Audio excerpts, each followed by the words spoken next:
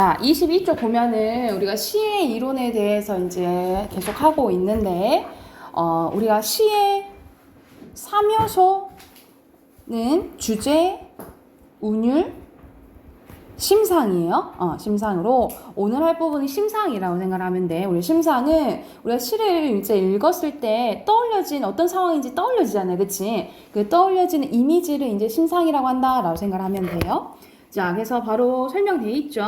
이미지는 같은 말로 심상으로 시를 읽을 때 떠오르는 구체적인 모습이나 움직임, 상태 등을 의미한다라고 생각을 하면 돼. 그래서 우리가 흔히 오감각 있잖아요. 오감각을 이제 심상이라고 하는데, 이거의 효과는 어떤 효과가 있냐면, 심상의 효과는 시적 상황이나 정서를 형상을 눈에 보이게끔 표현해주고요. 그리고 시적 대상을, 말하고자 하는 것의 인상을 선명하게 해주고, 시의 분위기를 구체적으로 감각적으로 환기시켜, 환기는 이제 불러일으킨다 이 말이야. 환기시켜서 의미를 보다 생생하게 전달하는 효과가 있다라고 생각하시면 돼요. 이게 심상의 이제 효과고, 자, 종류에는 여러분 알다시피 오감각이 나와 있죠? 시각적, 청각적, 후각적, 미각적, 촉각적. 근데 알아둬야 될 부분이 이 두 가지라고 보시면 돼요. 공감각적 이미지와 복합감각적 이미지가 있는데, 공감각적 이미지는 어떤 한 감각을 다른 감각으로 옮겨서 표현하는 거야, 옮겨서. 그러니까 이 예시가 여기 밑에 나와 있지. 나비 허리에 새파란 것은 시각적인 거잖아요, 그쵸? 새파란 초생딸이 시리대. 우리가 이시리다 하잖아, 그치? 이거는 촉각적인 거지. 그래서 초생딸의 시리다고 표현한 거잖아요, 그쵸? 그러면 시각을 어떻게 표현한 거야? 촉각적으로 표현한 거죠. 그래서 시각의 촉각화라고 한다라고 보시면 돼요. 그래서 어떤 한 감각을 다른 감각을 옮겨 표현하는 거야. 그래서 같은 말로 이걸 감각에 뭐라고 한다 했어? 옮겨져 가는 거. 옮겨져 가는 거. 넌 알아? 뭐야? 옮겨져 가는 거 뭐야? 단어로? 옮겨져 가는 거. 두 단어로 두 글자로 해봐요. 옮겨져 가는 걸 뭐라 할까? 이동. 그래. 이동인데 이자가 첫 글자가 아니야. 뒤에 있어. 뭔 일까?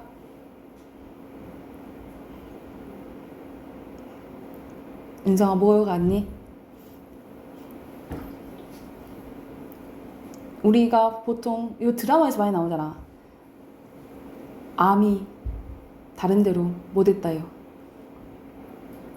전이, 그렇지. 전이라고, 이걸 감각의 전이라고 해 써놓으시고, 공감각적 이미지는 감각이 어떤 감각이 다른 감각으로 옮겨져 가는 거여서 같은 말로 감각의 전이라고 한다라고 보시면 되고, 그리고 이제 복합적 이미지는 말 그대로 관련된 시각이 나열되면 복합이라고 해요. 그러니까 연달아 여기서는 술 읽는 마음에 우리 술 읽는다는 것은 냄새를 얘기로 느낄 수 있잖아. 그래서 후각으로 봐요. 그리고 타는 저녁놀이래. 이건 시각이지.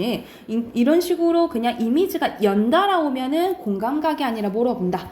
복합감각으로 본다라고 생각하시면 돼요. 그래서 공감각이랑 복합감각이랑 이제 구별하셔야 돼요. 자, 그와 관련된 거 예시 옆으로 가볼게. 자, 김강균의 대생이라는 시인데, 이 김강균은 1970년대, 80년대 이제 시를 쓴 사람인데, 보통 모더니즘 시로 보통 시각을 이제 심상을 잘 활용한 시인이라고 보시면 돼요. 그래서 내용을 한번 보면, 향료를 뿌린 듯, 그럼 향이 나는 거지, 그치? 후각이에요. 곱다란 노을 위에 뭐뭐 듯이 지규도 나와 있고, 근데 이 곱다란 노을을 뭐처럼 표현한 거야? 향기 난다고 표현한 거잖아요, 그치? 그래서 이거는 시각을 어떻게 표현한 거예요? 후각적으로 표현한 거죠, 그쵸? 그래서 시각의 후각하고 공감각적 심상이 쓰였다라고 보시면 되겠죠?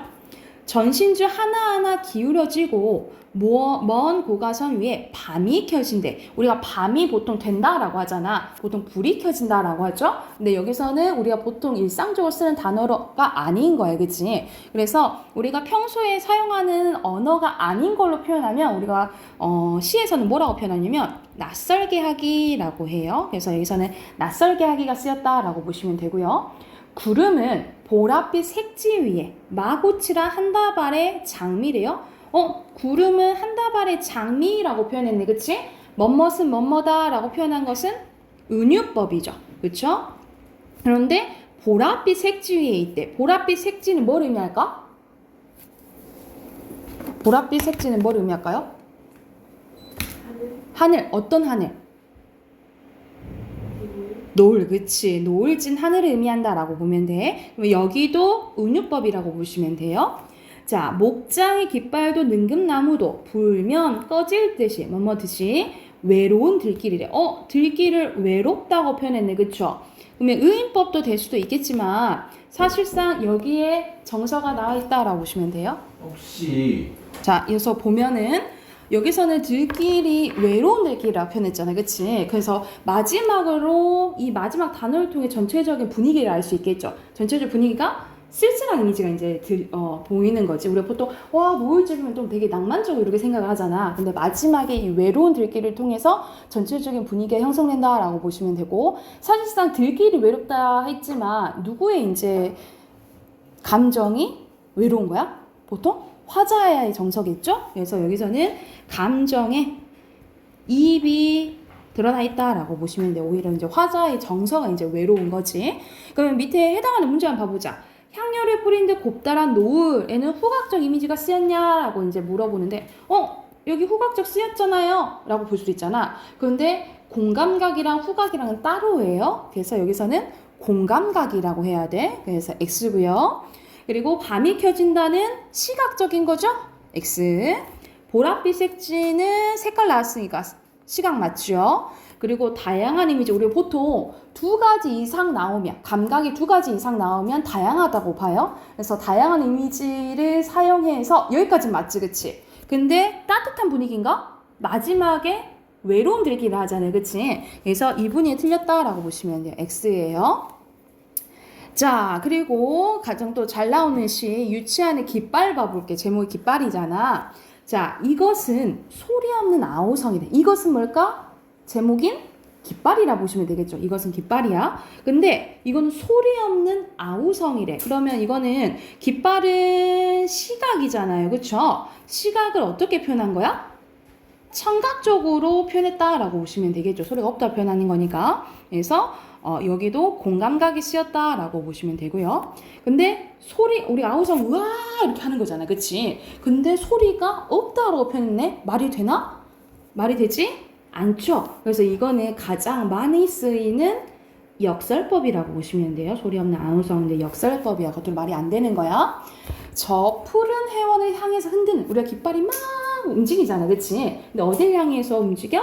푸른 해원을 통해서 흔드는 거야. 그래서 푸른 해원은 이 깃발이 가고 싶은 곳, 궁극적으로 바라는 곳, 이상향이라고 보시면 돼요. 이상향이라고 생각하면 돼. 거길 가고 싶어서 막 흔들린대요. 그리고 영어나 놀스테이지의 손수건이래. 놀스테이지의 손수건, 이 부분은 놀스테이지가 무슨 뜻이에요? 여러분 영어 잘하잖아. 놀스테이지가 무슨 뜻이지? 향수란 뜻이야. 향수는 무슨 뜻이야? 향수. 고향을 우리가 뿌리는 향수도 있지만은 여기서 향수는 고향을 그리워하는 것을 이제 얘기해요. 그래서 막 움직이는 거래. 그래서 이것은 노스테이지의 손수건이에요. 고로 선생님 네모 친 거 있잖아요. 네모 친 것은 뭘 의미하는 거냐면 깃발을 의미한다라고 생각을 하면 돼. 그래서 전체적으로 은유법 쓰였다라고 생각하시면 돼. 네모 친 거는. 순정은 또 깃발을 의미합니다. 순정은 물결같이 직유법, 바람에 나부끼고 오로지 맑고 고든 이념의 표대 끝에 애수는 백로처럼 날개를 폈대요. 이게 뭔 소린가 하겠는데 다시 한번 보면, 자, 막 깃발은 나부껴요. 순정한 마음을 가지고. 왜 순정이라고 한 거야? 이 회원을 가고 싶은 마음이 순정적이다라고 생각을 하시면 돼요. 그런데 얘는 깃발을 푸른 회원에 가, 못 가? 못 가는 거예요. 왜? 어디에 달려있어? 표대 끝에 달려있잖아. 그치? 그래서 가고 싶은 푸른 회원을 갈 수 있어요? 갈 수 없는 거지. 그래서 슬픈 거야. 슬픈 마음, 우리 애수라고 해요. 그래서 애수가 백로처럼 날개를 펴다. 이 날개를 펴는 것은 깃발을 의미한다라고 생각을 하면 돼. 그래서 여기서는 조금 짧은데도 되게 심오한 시라고 생각을 하시면 돼요. 그래서 우리가 약간 인간 노릇이잖아. 내가 이게 바라는 게 있지만, 내가 가고 싶은 게 있고, 이루고 싶은 게 있지만, 결국 다 이루면 좋겠지만 못 이룰 때도 있는 거잖아요. 그치? 그래서 여기서는 바라지만 이상을 이루고 싶지만 못하는 절망을 이제 나타낸 시라고 생각을 하시면 됩니다. 그러면 1, 2, 3 같이 한번 봐볼게. 자, 이 시의 일행은 깃발의 시각적 이미지를 어떻게 표현한 거예요? 청각적으로 바꿔놨죠. 그리고 소리 없는 아우성은 공감각적 이미지가 쓰였다 했지, 그치? 그리고 백로는 흰색이잖아, 그치? 이 백로와 색채 대비되어 있는 것은 여기 색깔 되어 있는 건 푸른 회원 보이죠? 푸른 회원이라고 보시면 됩니다. 그래서 여기서는 색채 대비가 완전 흰색이랑 푸른색이 반대 개념은 아니에요. 그냥 색깔로 대비되어 있다라고 생각을 하면 돼. 반대 개념은 아니야. 여기가 됐을까요? 그러면 이어서 또 넘겨서 한번 봐봅시다. 24쪽 갈게요. 자, 24쪽은 또 여러 가지 오감각 말고 다른 이미지에 대해서 얘기가 나와 있어. 거의 반대 개념이라고 생각하시면 됩니다. 움직임이 있다면 움직임이 없는 정적도 되겠죠. 그렇죠? 그리고 올라가는 게 있으면 내려가는 게 있고 보통 시어를 통해서 그런 이미지가 나타난다고 생각하시면 돼요. 예를 들어서 뭐 떨어진다 이런 단어를 통해서 그리고 긍정적인 거 반대 부정적 그리고 만들어지는 생성 이미지가 있다면 없어지는 소멸 이미지가 있다라고 생각하면 돼. 이건 이제 단어가 그렇게 어렵지 않잖아, 그치? 근데 원형적 이미지 봐볼게. 원형적 이미지는 인간이라면 보통 떠올릴 수 있는 이미지라고 생각하면 돼. 그래서 뜻 보면 인류가 삶을 통해서 보편적으로 형성한 이미지라고 생각하시면 돼요. 예를 들어서 해질녘 우름이 타는 가을강을 보겠네. 여기서 강은 일종의 원형적 이미지로 인생의 변화, 흐름. 우리가 강은 멈춤 없이 흐르잖아, 그치? 그래서 인생이 흘러가는 거 이걸 의미할 수도 있다 이 말이야. 그리고 여러분 그거 들어봤지? 니마 그 강을 건너지 마 이런 거 들어봤잖아. 이럴 때 강은 뭘 의미하냐면 우리가 뭐 요단강 걷는다 하잖아요. 그러니까 그때는 죽음을 의미하는 거지. 그러니까는 여기서 원형적은 우리가 인류라면 사랑이라면 느낄 수 있는 보편적인 이미지라고 생각을 하시면 돼요. 그러면 여기에서도 옆에 해당하는 이제 예시 보면서 어떤 이미지가 쓰였는지 한번 봐볼게. 김수영의 폭포라는 시인데 폭포는 폭포 떠올리면 떨어지는 거잖아요, 그치? 그럼 전체적으로 하강적 이미지 쓰였겠죠, 그렇죠? 그래서 김수영은 독재 정권 때 사람이라고 생각하시면 돼요. 그러면 보통 어떤 시를 썼겠어? 독재에 대해서 저항하는 그런 시를 썼겠죠. 그렇죠? 그럼 독재 정권에 반대되는 의미는 뭘까? 반대되는 의미면 반하면 뭐 예를 들어서 민주주의라든지 그지? 자유에 대해서 많이 얘기를 했다라고 생각을 하시면 돼요. 그래서 이 사람은 되게 현실적인 참여시, 현실 참여시를 많이 쓴 사람이라고 생각을 하시면 됩니다. 그러면은 폭포 구조를 이제 봐볼게. 폭포는 고든 절벽은 무서운 기색도 없이 떨어진대요. 그래서 이 단어를 통해서 이 시를 통해서 하강적 이미지를 할 수가 있겠죠. 그죠? 규정할 수 없는 정할 수 없는 물결이 무엇을 향해서 떨어진다는 의미도 없이 목적 없이 계절과 주야를 가지지 않고 고매한 정신처럼 우리가 엄청 순수한 정신처럼 주기법 쉴새 없이 떨어진대요. 그래서 여기서는 쉴새 없이 계속 떨어진다라는 것은 변해요, 안 변해요? 안 변하는 걸 얘기하잖아. 그러면 시대적으로 어떤 것을 의미하냐면 끊임없이 나는 무엇과 타협해요? 타협하지 않고 굴복하지 않는 태도를 의미한다라고 생각하면 돼. 그러면 나는 여기서는 뭘 얘기하는 거야? 나는 끝까지 고매한 정신처럼 저항할 거야. 그런 이제 다짐이 담겨져 있는 시라고 생각하시면 돼요. 그러면 1번 폭포는 정적인 거야? 움직임이 있죠. 역동적이지. X고요. 그리고 하강적 이미지가 사용된 시어는 떨어진다? 맞죠? 라고 보면 되고. 자, 박남수의 새라는 시네요. 새는 울어서 뜻을 만들지 않고 지어서 교태로 사랑을 가식하지 않는데요. 그러면은 새는 가식적인 존재인 거야? 가식적이지 않는 존재고 얘는 가식이 없고 되게 순수한 존재라고 생각하면 돼. 포수는 한 덩이의 나무로 그 순수를 겨냥한대. 순수란 단어가 나오지. 매양 쏘는 것은 피에 젖은 한 마리 상한 새에 지나지 않는다라는 거죠. 그래서 여기서는 이러한 새는 어떤 걸로 보냐면 자연 상태 이런 걸로도 이제 해석할 수 있어. 근데 이 자연 상태를 뭐가 파괴해? 포수가 파괴하는 거죠. 그쵸? 그래서 포수는 보통 뭐 인간의 문명 또는 뭐 폭력적 이런 것을 폭력성 이런 것을 의미한다라고 생각을 하면 돼요. 그러면 선생님이 바로 표시했잖아. 긍정적인 것은 새, 부정적인 것은 새 뭐 쳤죠? 포수랑 납 쓰면 되겠지, 그치? 자, 그리고 마지막에 강은교의 우리가 물이 되어 시 한번 봐볼게요. 자, 우리가 물이 되어 만난다고 하면 가정이지, 그치? 가정법이야. 가문다는 것은 물이 가물다 했을 때 그 가문이에요. 가문 어느 집에선들 좋아하지 않으랴. 당연히 가물었으면 물이 필요하잖아, 그치? 그럼 물이 되어서 간다고 하면은 다 좋아하겠죠. 그래서 일부러 의문문 형식으로 표현한 여기는 서리법이라고 보시면 돼요. 우리가 키 큰 나무와 함께 서서 우르르 우르르 비오는 소리로 흐른다면 청각적인 심상 쓰였지? 여기서는 왜냐면 의성어 나왔으니까 그쵸? 그러니까 얘는 물이 되어서 만나서 흘러가고 싶은 거야. 왜냐면 사람들이 물을 필요로 하니까 그죠? 그러나 상반된 게 나오겠지 그치? 자 그러나 지금은 우리는 뭐로 만나려 했는데?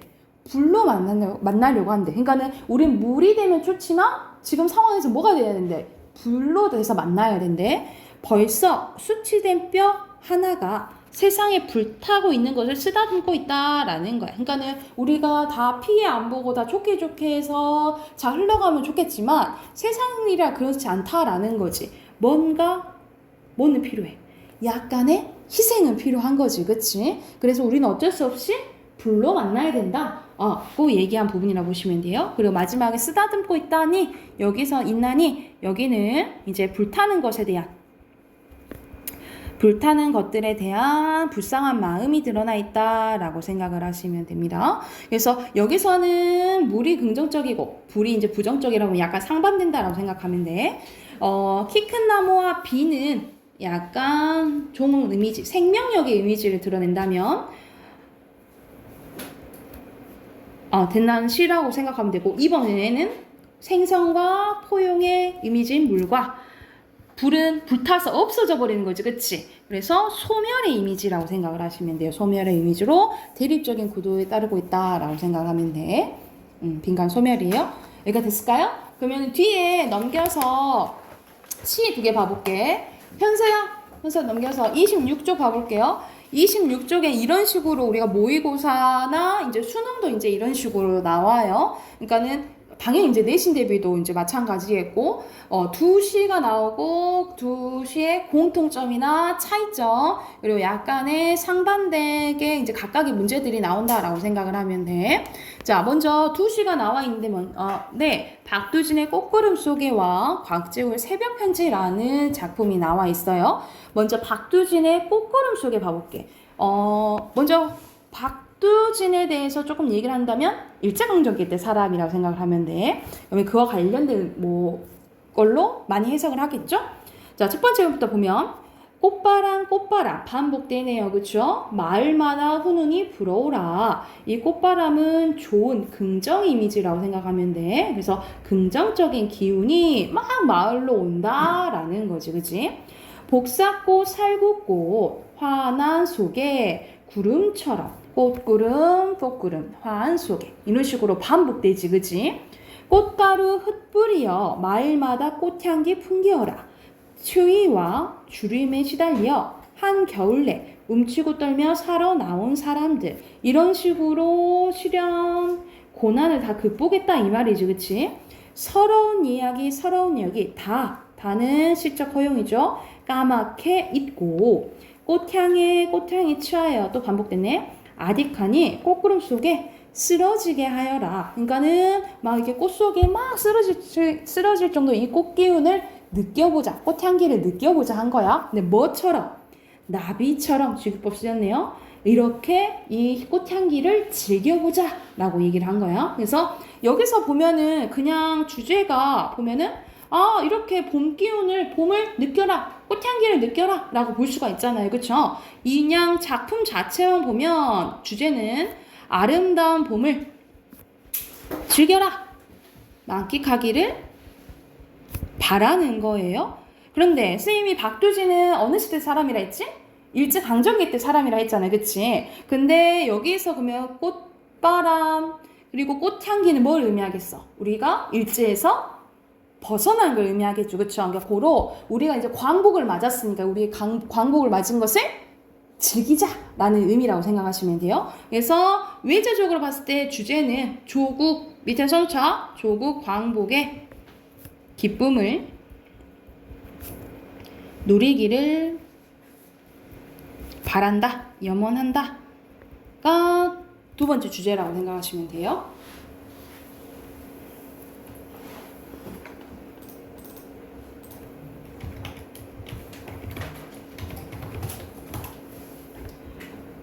자, 곽재구의 새벽 편지 봐볼게요. 자, 새벽에 일어나 반짝이는 별을 보고 있으며, 우리가 보통 하늘에 올려다봐서 내가 바라는 거라고 했어요. 그래서 하늘에 있는 별도 내가 바라는 이상적인 거, 희망적인 거, 이렇게 보통 해석을 한다라고 보시면 돼요.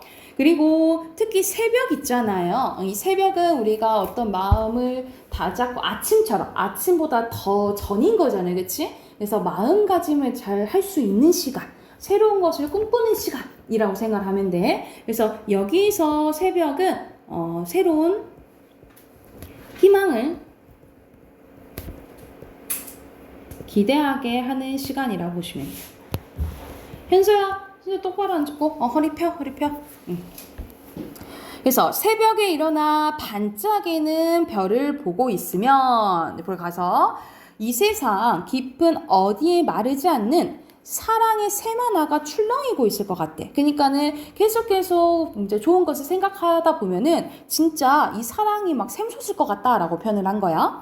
고통과 쓰라림과 목마름의 정령들이 잠들고, 그러니까 이런 부정적인 것들이 다 없어지고, 눈시울이 붉어진 인간의 혼들만 깜빡이는 아무도 모르는 고요한 그 시각에, 새벽에 아름다움은 새벽에 창을 열고 우리들 가슴에 깊숙한 뜨거움과 만난대요.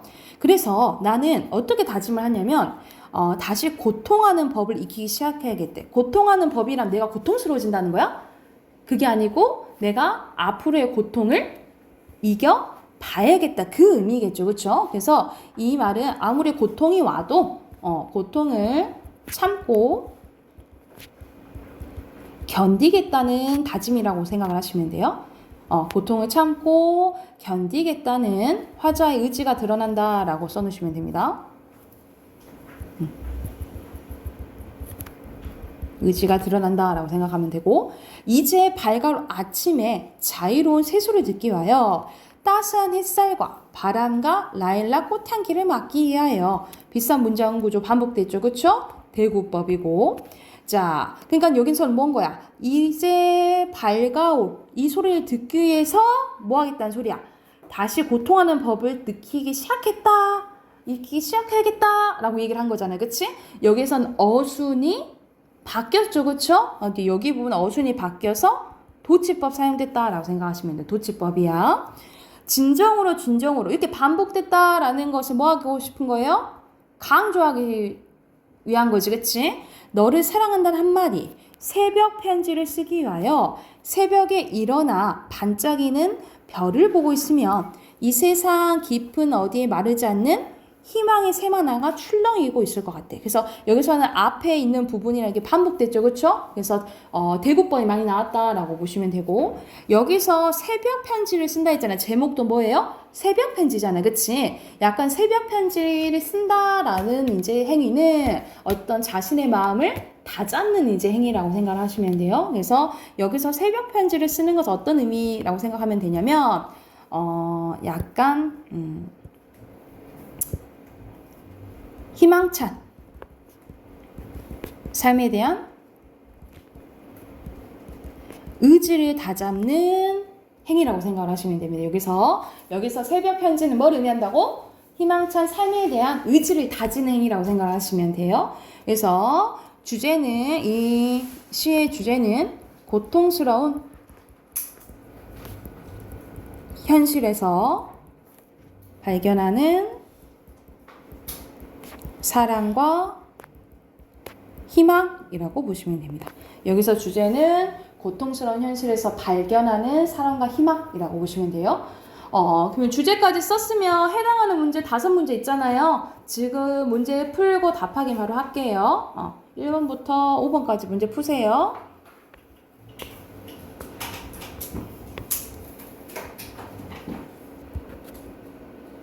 같이 답 확인해볼까요? 자, 1번 봐보면 공통적으로 적절한 것은 뭔가 많이 반복되지, 그치? 그래서 여기서는 1번이 답이고요, 공통점. 자, 2번에 화자가 소망하는 세계를 자유롭게 향유는 누리는 걸 얘기를 하는 거야. 자유롭게 누릴 수 있는 존재는 마지막에 뭐처럼 막 쓰러져라라고 했어요. 나비처럼이라고 했지, 그치? 나비라고 보시면 되고. 자, 그리고 3번에 기억을 꽃바람이 이제 불어오는 거죠, 그치? 그리고 니은은 막 정령들이 잠든다 했잖아요, 그쵸? 움직임이 있고 없고라고 생각하시면 되겠죠? 그래서 3번이고요. 자, 4번 가보자. 4번에 알맞지 않은 것은 전체적으로 가시는 긍정적인 시잖아요, 그쵸? 긍정적에서 알맞지 않은 부분은 5번인데 꽃가루 흩뿌린다라는 것은 고달픔이 아니라 완전히 좋은 거지, 즐거움인 거지, 그치? 그래서 이 부분이 틀렸다라고 생각하시면 돼요. 그리고 5번에 화자가 새벽에 하는 행위는 뭐예요? 편지를 쓰죠? 편지를 쓴다라고 쓰시면 되고, 그 행위는 어떤 행위인지 알려줬잖아. 이거는 뭘 의미한다고? 희망찬? 삶에 대한 화자의 의지를 드러낸다. 의지를 나타낸다. 막 이렇게 쓰면 되겠죠. 여기가 됐을까요? 자, 그러면 독서 꺼낼게요. 독서도 22쪽이에요.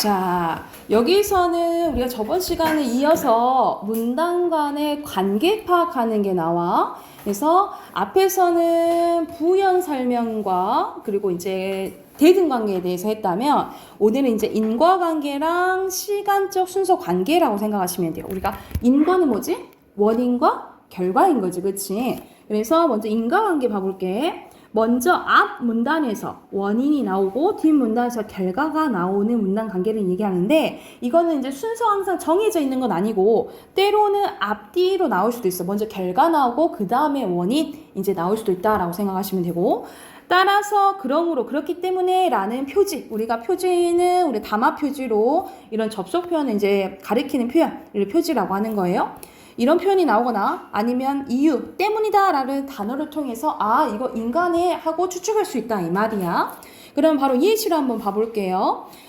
여기선 소포체에 대해서 나오네. 소포체는 세포 내 소기관으로 소포체에 유입된 단백질을 가공한대요.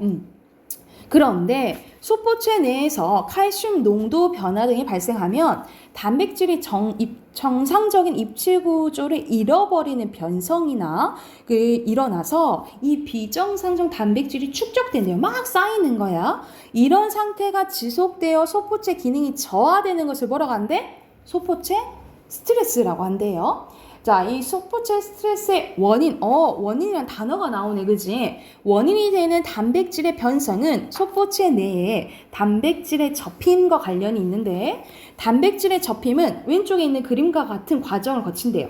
소포체에 유입된 단백질은 소포체에서 정교하게 꼬이고 접히고 감겨서 복잡한 입체 구조로 바뀌게 되는데, 그런데 소포체 내에서 단백질의 접힘이 제대로 일어나지 않아 단백질의 구조가 입체적으로 변화하지 않으면 단백질은 변성돼서 비정상적인 단백질이 된다라는 거야. 그러면 여기서는 보통 인과관계와 다르게 뭐가 먼저 나온 거야? 결과 나오고 그 다음에 원인 나온 거잖아요. 그죠? 그러면 여기서 인과관계가 드러나는 표는 선생님이 동그라미 쳤지? 뭐 하면 돼요? 원인이 또는 원인 동그라미 치면 되겠지, 그치? 자, 그리고 인과관계를 파악하는 이 문단 먼저 파악하는 거야. 소포체 내에서 단백질이 뭐가 잘 일어나지 않으면 빈칸 들어가 뭐예요? 뭐가 제일 일어나지 않으면 앞에서 여기 나왔지? 접힘이 제대로 일어나지 않으면 단백질은 뭐가 돼서 뭐가 된댔죠? 뭐가 돼? 응? 변성이지, 그치? 변성이 되어 비정상적인 단백질이 된다 했죠? 그래서 이 비정상 단백질이 뭐가 되어 있는 상태에 지속되면 1문단 봐야지. 1문단에 뭐가 되는 상태에 지속되면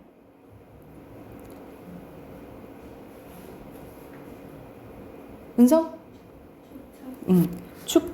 축적되는 상태가 지속되면 소포체의 기능이 저하되는데 이를 뭐라고 한다고요?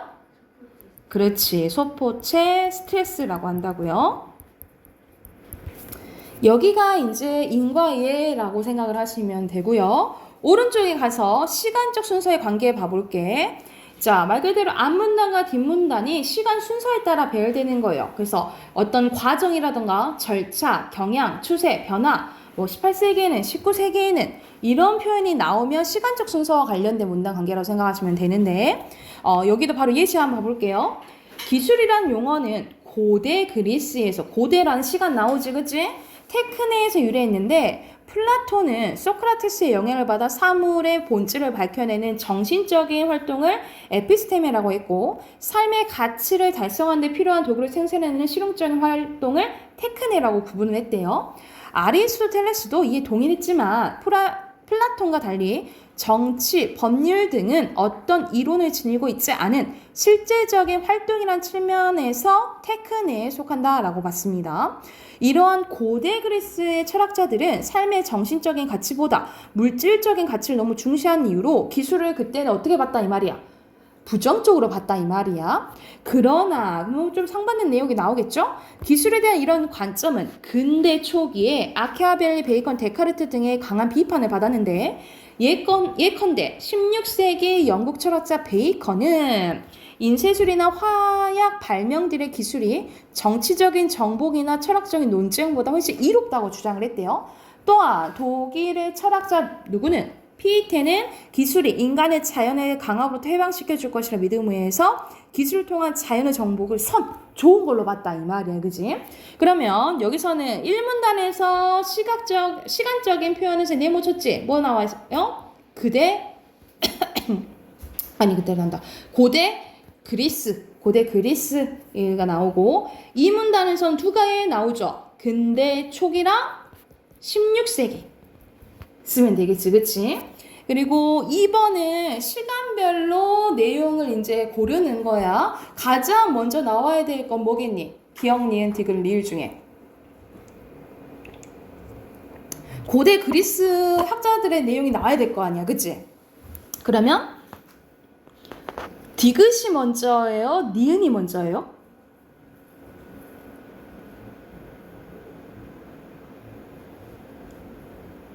디귿이 먼저일까? 니은이 먼저일까? 이걸로 표현한 사람은 누구예요?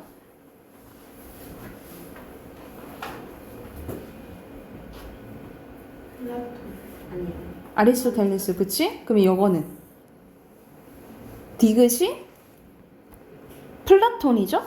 그치? 그러면 플라톤 먼저, 그 다음에 니은, 그 다음에 뭐예요? 기억, 마지막 피테, 리을 이렇게 되겠죠. 이해 됐을까요? 됐나요? 자, 그러면 오늘 배운 부분이 인과랑 시간 순서야. 거기에 해당되는 문제 있거든요. 24페이지부터 27페이지까지 문제 풀고 바로 답 확인해 볼게요.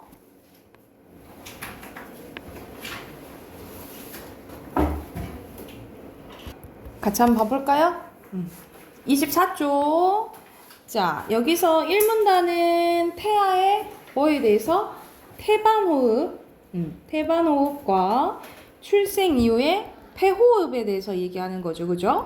그리고 2문단은 출생 직후 태아가 폐호흡을 할 수 있는 이유에 대해서 이제 얘기가 나오는 거고, 그리고 출산 전, 중, 후 정리되어 있죠. 출산 전에 들어가 빈칸은 폐수, 그리고 출산 중에는 압력, 그리고 정기적인 반발력, 그리고 폐호흡이겠죠?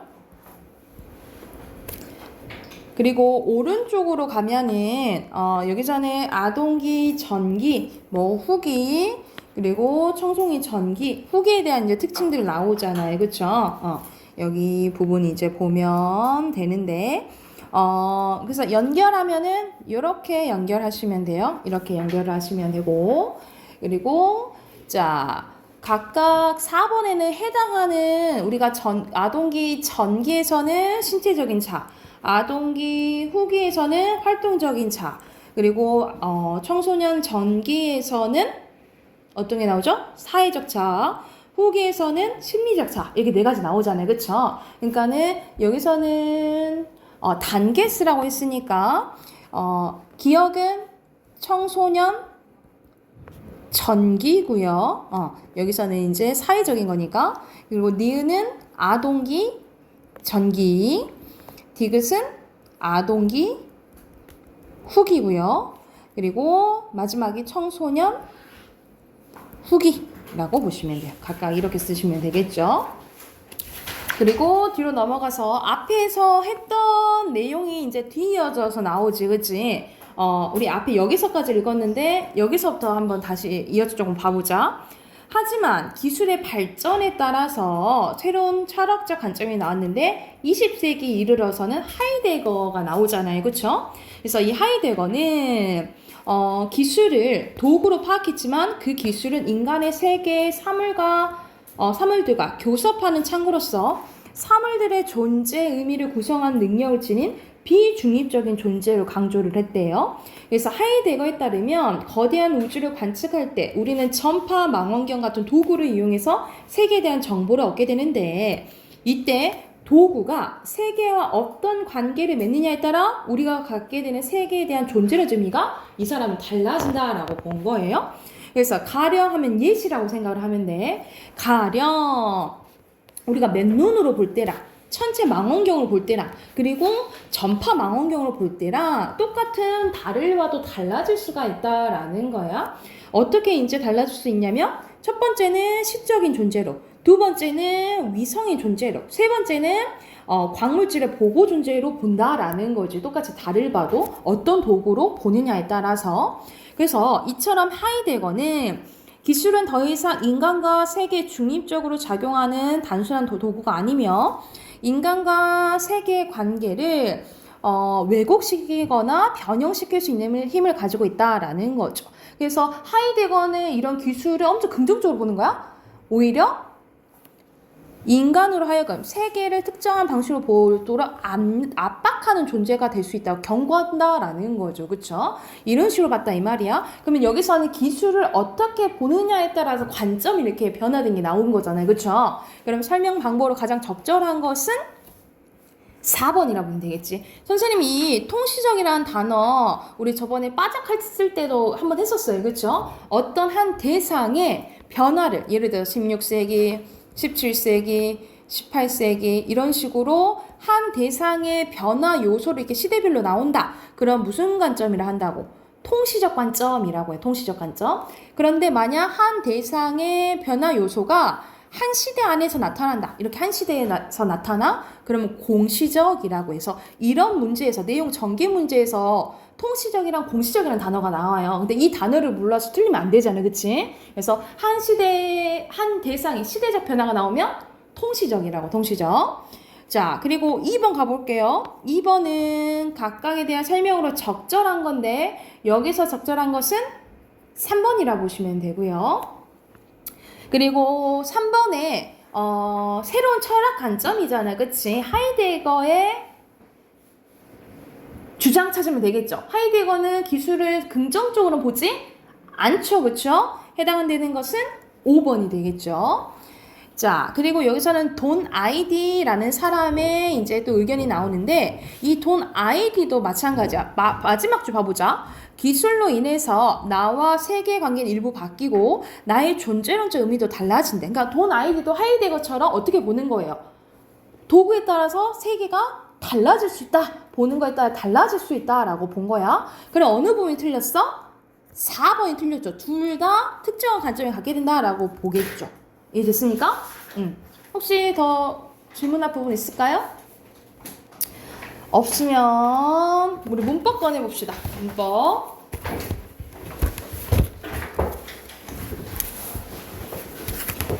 우리 문법 숙제 있었나요?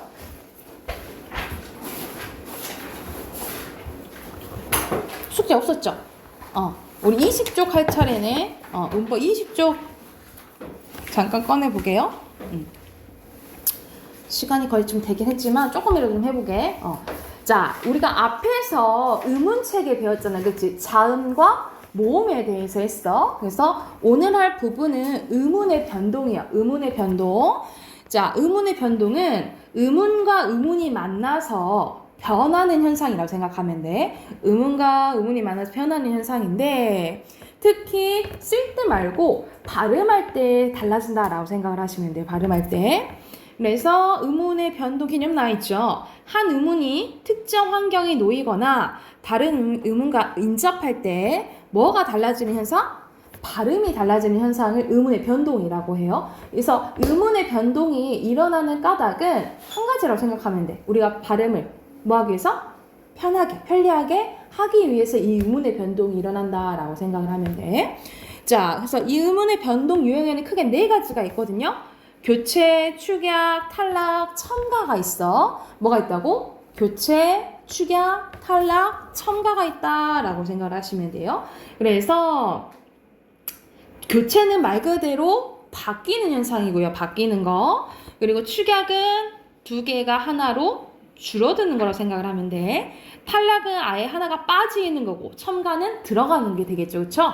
근데 가장 많은 게 이 교체예요. 교체의 종류가 많아. 그래서 이 교체를 하면 거의 절반이 끝났다라고 생각을 하면 돼요.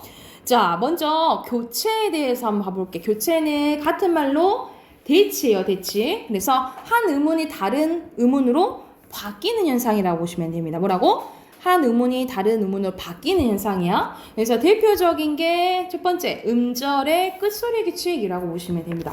음절의 끝소리라는 것은 뭐냐면 받침이라고 보시면 돼요. 받침. 받침은 고로 우리가 각 이게 있으면 이게 하나의 음절이죠. 하나의 음절인데 첫 번째 것을 초성이라 하고 두 번째 것을 종성이라 하고 선생님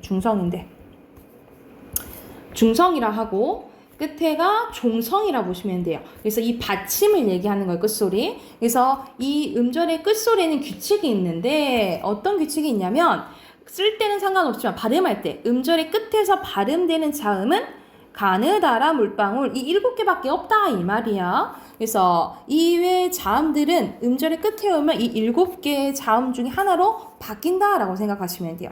그래서 쌍기역, 키읔은 기역으로 발음 나고요. 티읕, 시옷, 쌍시옷, 지읒, 지읒, 히읗은 디귿으로. 그래서 으시요, 히읗. 그리고 피읍은 비읍으로 발음난다라고 생각을 하면 돼. 그래서 우리가 쓸 때는 상관이 없지만 발음할 때 이 7개 중에 하나로 바뀌는 현상을 뭐라 한다고? 음절의 끝소리 규칙이라고 하고 같은 말로 7종성법이라고 해요. 7종성법. 그래서 이게 대표적인 뭐 종류 중에 하나다? 교체다라고 생각을 하시면 되겠죠. 그래서 봐봐. 예를 들어서 보통 어떻게 보냐 손은 우리가 손으로 읽잖아요. 그치? 이건 음절의 끝소리 규칙으로 보진 않아요. 그냥 니은은 그냥 니은으로 보니까. 근데 우리가 솥이라 읽잖아요. 그쵸? 이게 바뀌지. 그치? 이렇게 바뀌는 현상을 뭐라 한다고? 음절의 끝소리 규칙. 그리고 음절의 끝소리 규칙은 어디에 속한다? 교체에 속한다 라고 생각을 하시면 돼요. 이게 이제 첫 번째 중에 하나인데 나머지는 선생님이 내일 이어서 할게. 내일 이어서 의문의 변동 이어서 할게요. 그리고 오늘 숙제는 혹시 단어 틀린 사람들 내일 3번씩 써오는 거 그것만 우선 숙제를 해오세요. 아셨죠?